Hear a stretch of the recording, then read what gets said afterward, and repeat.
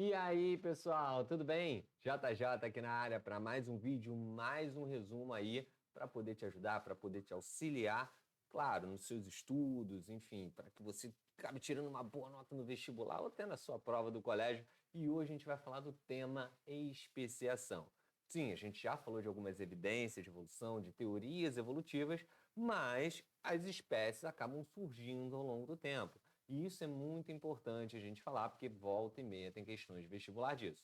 Lembrando, galera, todos os vídeos que eu posto de resumo de matéria estão na playlist Resumão. Então, é o primeiro link que eu vou botar aqui na descrição do vídeo, mas dá uma olhada lá, porque tem outros vídeos que a gente faz aí um resumo, vídeos breves, só para poder te relembrar alguns assuntos e alguns tópicos importantes dentro desse determinado tema. Perfeito? Então vamos falar de especiação. Vai pela palavra. Especiação é a formação de novas espécies. Muito bem, não é difícil, vai? Agora, a gente precisa definir o que é espécie.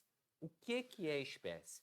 Toda espécie é, na verdade, um conjunto de seres semelhantes, não necessariamente iguais, mas parecidos, semelhantes, e que podem reproduzir, podem cruzar e gerar descendentes férteis. Essa é a grande definição de uma espécie, pessoal. Beleza? Então, gerar descendentes férteis. Logo, se há um movimento em que ocorre a formação de uma nova espécie, significa que essa nova espécie ela não pode reproduzir com outras espécies. Né? A gente não pode reproduzir com, sei lá, com um pato, por exemplo. Né? Por ter coisa na minha cabeça agora. Mas por quê? Porque nós somos de espécies diferentes. É algo bem óbvio, né? Não tem como gerar um descendente aí. Perfeito? Então, galera, isso é muito importante na formação de novas espécies. A palavra-chave para especiação, então, ela começa muitas das vezes com isolamento geográfico, vai para um isolamento reprodutivo, ou seja, não há mais contato, muitas das vezes, entre populações diferentes, beleza? Com isso, não há reprodução dessas populações diferentes. E esse isolamento reprodutivo leva a uma ausência do fluxo gênico. Então, palavras-chave aí é ausência de fluxo gênico e isolamento reprodutivo para que ocorra a especiação. Perfeito? Bem, galera, falando agora dos mecanismos que promovem essa especiação, nós temos 4 tipos, perfeito? Uma que é alopatria, outra peripatria, parapatria e simpatria. Eu vou começar com os dois principais. Primeiro, principalzão, que eu mais vejo questões o tempo todo, é a especiação alopátrica. Vamos falar de alopatria, tá? Especiação alopátrica é aquela que vai ocorrer sempre com o aparecimento de uma barreira geográfica. Ou seja, apareceu um rio ali naquele momento que separou duas populações. Houve o surgimento de uma cadeia montanhosa que separou duas populações. Né? As placas tectônicas, ó, separando os continentes, beleza? Além disso, a gente pode ter uma ilha que tá, né, aquela população ali não tem contato com outras espécies de um continente, por exemplo. Então, sempre que há uma barreira geográfica, a gente pode haver um tipo de especiação, beleza? Lembra, por exemplo, né, que os seres lá da Austrália são muito diferentes dos outros que a gente costuma ver, né? Porque a Austrália, ela está geograficamente separada, é uma grande ilha, né, vamos dizer assim, separada, né, dos continentes, da Ásia, por exemplo, entendeu? Então, por isso, houve um processo seletivo diferente e houve umas especiações ali, beleza? Show de bola? Bem, então esse é o mais comum, esse você não pode deixar de saber. Agora, o segundo mais comum é a simpatria, né? A especiação simpátrica. A simpatria ocorre no mesmo ambiente, beleza?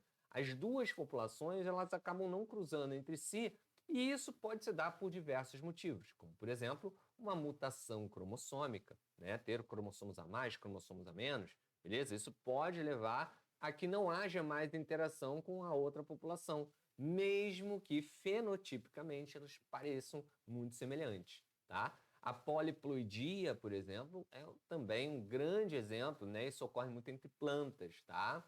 E também seleção disruptiva. Tudo isso pode levar à especiação simpátrica. Lembrando que ocorre no mesmo ambiente. Agora eu vou falar, né, das duas que são menos faladas, quase não faladas, né? Uma é a peripatria, ou especiação peripátrica. Peri vem de periferia, né? Então, tem uma população, sai um grupo e vai colonizar uma outra região, né? A gente chama isso de efeito fundador, beleza? E aí, quando houve essa separação, nota, não é que houve uma barreira geográfica, mas a população migrou, uma parte dela. Então não houve mais contato, né? E aí surge esse isolamento reprodutivo, ausência de fluxo gênico, causando a especiação. E por fim, a parapátrica, né? Ou parapatria, né? Para, né? Então tá ali próximo, junto. Na verdade, ocorre sempre numa grande área em que não tem necessariamente um isolamento geográfico entre duas populações, tá? E aí o que acontece, né?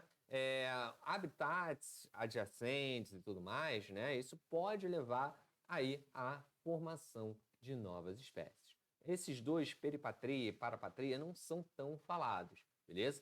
E lembrando, galera, não é porque, vamos lá, pegando a especiação alopátrica, né? Não é porque houve a formação de um rio, separou duas populações, houve isolamento reprodutivo.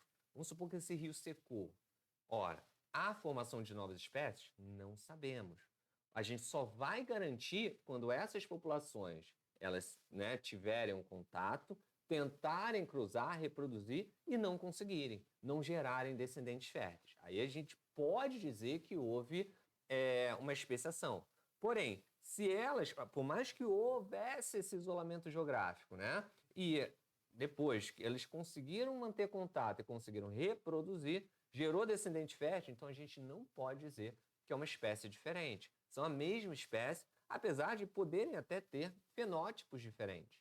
Isso aconteceu com a espécie humana, né? Tem os brancos, principalmente europeus, os negros, principalmente africanos, os asiáticos, né? Beleza? Então, isso, a gente tem fenótipos diferentes dentro da espécie humana, mas, bem, pode acontecer de um ser ir para uma outra região e, né, enfim, cruzar, acasalar, né, com enfim, sexo diferente, obviamente, mas de outra região e vai gerar descendentes férteis. Então, a gente pode dizer que o branco europeu, o negro africano e o asiático, por exemplo, tem o índio também das Américas, eles são todos da mesma espécie. Porque, independente de terem fenótipos diferentes, eles podem cruzar e gerar descendentes férteis. Perfeito? Show de bola. Galerinha, a gente tem alguns mecanismos, né, que vão causar esse isolamento reprodutivo. Lembrando que é uma das palavras-chave, né? A gente tem o isolamento pré-zigótico, ou seja, antes da formação do zigoto, e a gente tem o isolamento pós-zigótico, ou seja, depois da formação do zigoto. Vou começar com o isolamento pré-zigótico, ou seja, nem formou o zigoto, não teve como formar o zigoto, não teve como haver fecundação. Perfeito? Bem, um isolamento é o temporal, também chamado de sazonal ou estacional. Vai pela palavra, né? Temporal, tempo, né? Ao longo do tempo, ao longo das estações do ano, estacionais, ao longo da sazonalidade, sazonal. Então, tudo isso é sinônimo, beleza? Isso ocorre muito entre plantas, por exemplo. Então, por exemplo, uma planta que floresce no outono, a outra planta floresce na primavera, opa, calma aí. Eu não tenho como ter o contato, né, uma reprodução entre essas duas populações. Então, não tem como haver formação, né, de um embriãozinho, de um zigotinho, não tem como haver formação de nada. Fêmeas também, né? Algumas populações fêmeas entram no cio no outono, outras entram no cio na primavera. Poxa, não tem como haver o acasalamento muitas das vezes, entendeu? Então, essa sazonalidade, ela nem chega a levar à formação do zigoto. Perfeito? Bem, a gente tem um microclimático também. Não é tão falado, não. Mas vamos supor, uma espécie vai se reproduzir ali na copa das árvores, por exemplo. Né? Vai ficar ali, vai viver ali na copa das árvores, e outra vive mais no solo. Então, né, não há tanto esse contato, por isso não chega nem a cruzarem, nem a chegar a formar um embrião, um zigoto, beleza?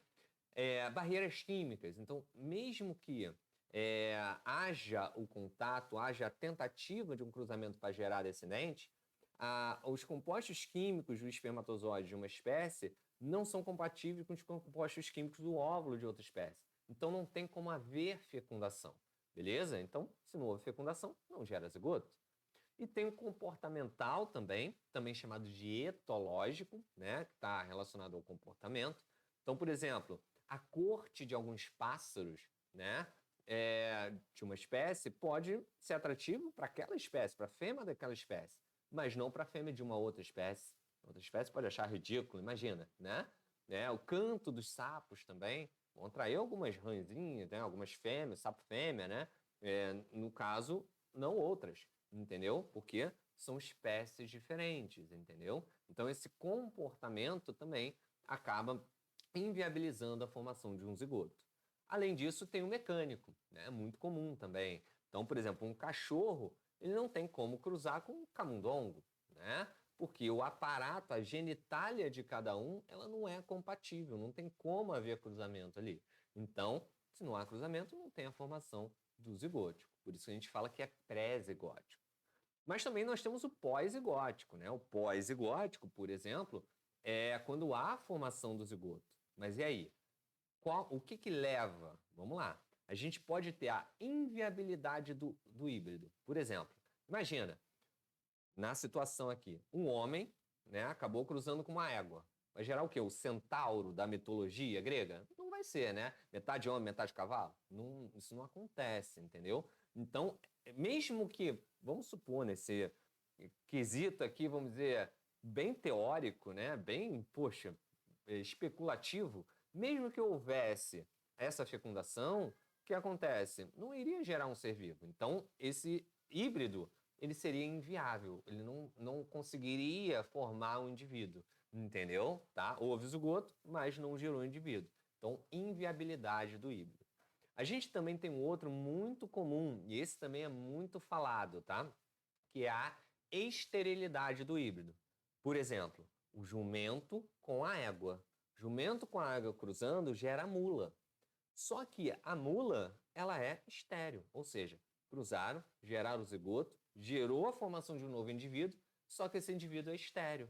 Então a gente pode dizer que é uma espécie? Não, porque espécie, mais uma vez, um conjunto de seres semelhantes que conseguem reproduzir e gerar descendentes férteis. Se a mula é estéril, não gera descendente fértil. Não foi gerado nessa cópula do jumento com a égua, né, um descendente fértil. Então, não podemos dizer que são da mesma espécie, por exemplo. Jumento e égua são de espécies diferentes. A gente tem muito caso aí, mais recente, né, do ligre, que é a união do leão com o tigre, gera o ligre, que é o maior felino, inclusive. E aí ele é estéril, tá? Esterilidade do híbrido. Ou a gente pode ter a degeneração do híbrido, ou seja, o híbrido se reproduz, mas os descendentes desse híbrido não conseguem reproduzir, ou seja, você não consegue levar essa linhagem muito adiante, que é o caso menos comum aí de questões cobradas, mas vai que, né? Então prefiro pecar pelo excesso e não pela falta. Perfeito, galera? Então é isso, eu espero ter muito ajudado vocês com esse resumo. Espero que vocês tenham curtido. Não esquece de dar esse like, se inscreve, ativa o sininho e dá uma olhada na playlist Resumão, que tem muitos outros vídeos para te auxiliar. Galera, eu vou ficando por aqui. Um grande beijo, uma boa semana e valeu. Tchau, tchau.